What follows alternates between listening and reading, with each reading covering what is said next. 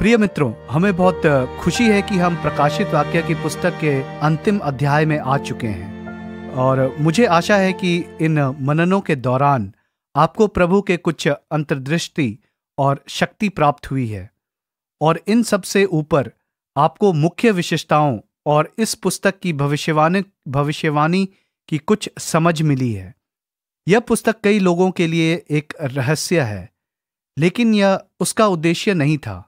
इसे प्रकाशन कहा जाता है क्योंकि संदेश हमारे लिए स्पष्ट होना माना गया था। निश्चित रूप में यह उन लोगों के लिए स्पष्ट था जिनको यह प्राथमिक रूप से संबोधित करती थी। यहां 22वें अध्याय, जो कि अंतिम अध्याय है, इसकी शुरुआत अनंत अदन की वाटिका के चित्रण के साथ होती है। जैसा कि आपको याद होगा कि उत्पत्ति अध्याय 3 में अदन की वाटिका में आदम और हवा, जिन्होंने भले और बुरे के ज्ञान के वृक्ष के फल को खाया और उन्हें वाटिका से निकाल दिया गया, ठीक वैसे ही बाइबल वाटिका के साथ समापन करती है। नगर के बीचों बीच एक वाटिका और जहां जीवन का एक वृक्ष है और जीवन की नदी बह रही है, और वह शाश्वत प्रेम और रिश्ते की सुंदरता का सिर्फ एक प्रतीकात्मक चित्र है कि हम अपने धन्य प्रभु के साथ आनंद करेंगे क्योंकि हम छुड़ाए गए हैं। यह इसका एक अद्भुत चित्रण है जो हमें याद दिलाता है कि इस अस्तित्व के सभी संघर्षों और कठिनाइयों के बावजूद हमें अपने प्रभु के पुनः आगमन की अद्भुत आशा है कि जब वह इस मानव इतिहास का अंत कर देगा, जैसा कि हम जानते हैं, एक नए स्वर्ग और नई धरती का निर्माण होगा। अध्याय 22 के वचन 2 में हमें बताया गया है कि जाति जाति के लोगों की चंगाई के लिए जीवन का वृक्ष फल देगा। यह जो अभी हो रहा है उसका एक चित्रण है, क्योंकि लोग मसीह के पास आते हैं और एक प्रतीकात्मक रूप से हमें बता रहे हैं कि चंगाई अनंत काल तक प्रचलित होगी। हमें इस जीवन में प्रभु द्वारा स्पर्श किया गया है और हमेशा के लिए चंगाई है जो हमारे साथ हमारी अनंत अवस्था में बनी रहेगी। जो वचन 1 से 6 उस शाश्वत अनंत अदन की वाटिका का चित्रण है, जो प्रेम और प्रभु के साथ हमारे अनंत काल के संबंधों का एक चित्रण है। उस सुंदर चित्रण के साथ हमें कुछ ऐसी आज्ञाएं भी दी गई हैं जिनका पालन हमें इस जीवन के दौरान प्रभु के आगमन की तैयारी के लिए करना चाहिए। पहला, वचन 7 में पाया जाता है, जहां हमें इस पुस्तक की भविष्यवाणी के वचनों को रखने के लिए कहा जाता है। दूसरे शब्दों में, परमेश्वर के वचन का पालन करना।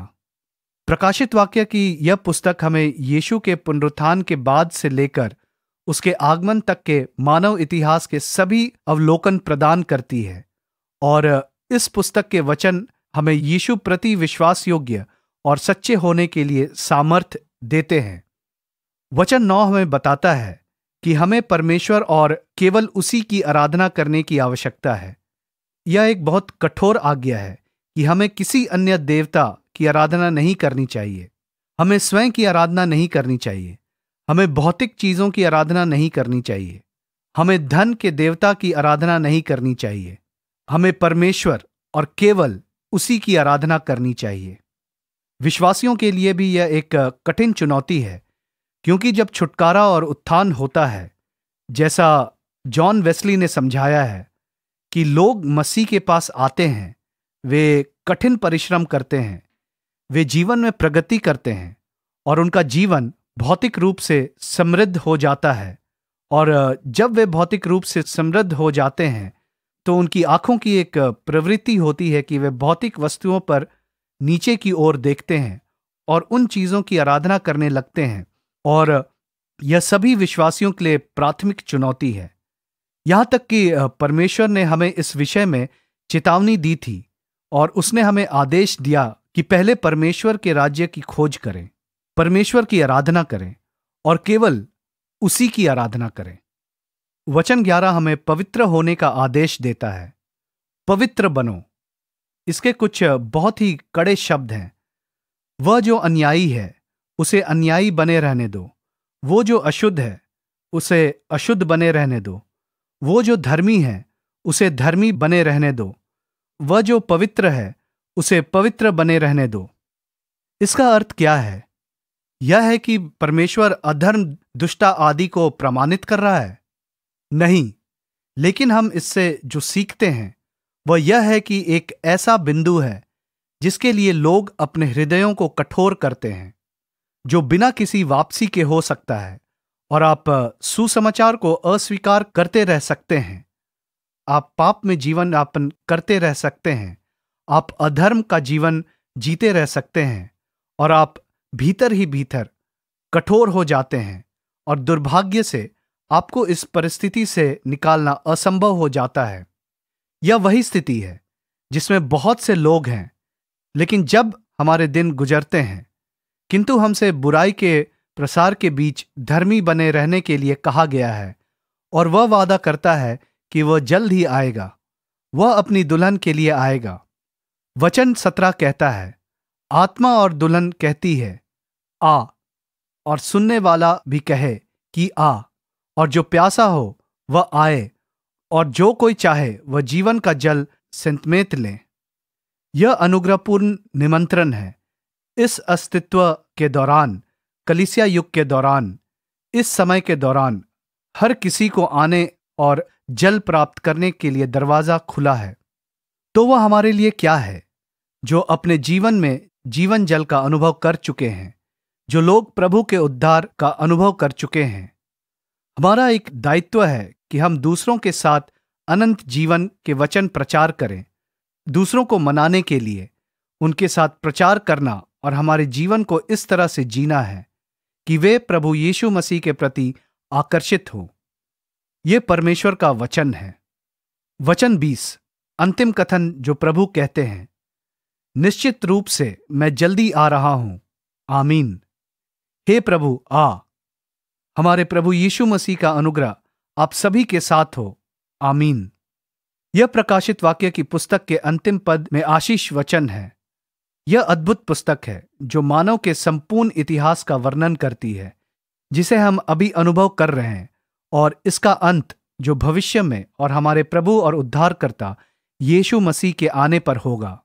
संपूर्ण शक्ति और महिमा में रात में एक चोर के समान आएगा, और रात में एक चोर के समान, क्योंकि वह एक ऐसे समय में आएगा जब लोग उसकी अपेक्षा नहीं करेंगे, और वो अचानक आएगा, और मानव इतिहास में एक नाटकीय बदलाव होगा, जैसा कि हम जानते हैं। न्याय का महान श्वेत सिंहासन होगा, और परमेश्वर एक नया स्वर्ग और एक नई पृथ्वी की रचना करेगा, जहां सदा सर्वदा धार्मिकता, शांति और आनंद होगा, जिसे हम अपनी मानव बुद्धि से माप नहीं सकते हैं कि अनंत युग कैसा होगा, लेकिन यह मानव विवरण से परे सुंदर होगा। अगले 2 या 3 सत्रों में, जो अंतिम सत्र हैं, मैं आपके साथ मुख्य विषय को प्रचार करने की आशा कर रहा हूं, और प्रकाशित वाक्य की पुस्तक के संदेश को संक्षेप में प्रस्तुत करूंगा, और मैं आपके साथ एक संक्षिप्त रूपरेखा भी बांटने की उम्मीद कर रहा हूं, जो भविष्य में न केवल स्वयं के लिए और अधिक प्रकाशित वाक्य के अध्ययन में मदद करेगा, बल्कि यदि आप प्रचार करते हैं या सिखाते हैं या बाइबल अध्ययन का आयोजन करते हैं, तो आपको यह जानने के लिए एक आसान संदर्भ देगा कि प्रत्येक अध्याय का मुख्य विषय क्या है, जिसमें आप इस पर ध्यान अध्ययन कर सके। आप सभी को एक ऐसे व्यक्ति के रूप में विकसित करने हेतु मदद करने के उद्देश्य से, जो परमेश्वर के वचन और यीशु मसीह के संदेश का प्रचार करता है। आइए प्रार्थना करें, और जैसा कि हम भविष्य की ओर देखते हैं, उससे सहायता मांगे। पिता, आप जो हैं, हम उसके लिए आपको धन्यवाद देते हैं। अपने वचन में उद्धार के मार्ग का स्पष्ट प्रकाशन करने के लिए हम आपको धन्यवाद देते हैं। उस आज्ञा के लिए जो आपने हमें दिया है कि हम आपके लिए जीवन जिएं, और आपके आगमन पर हमें जो प्रतिफल देने की वाचा दी गई है, उसके लिए आपका धन्यवाद करते हैं। हमारे जीवन में आपने जो किया है, उसके प्रति सच्चे और विश्वास योग्य गवाह बनने में हमारी मदद कीजिए। हम यीशु के नाम से प्रार्थना करते हैं, आमीन। धन्यवाद। परमेश्वर आपको आशीष दे। अगले सत्र में मिलते हैं, क्योंकि हम इन सभी को एक साथ सारांश में लाने की कोशिश करेंगे। परमेश्वर आपको आशीष दे और आपके साथ रहे।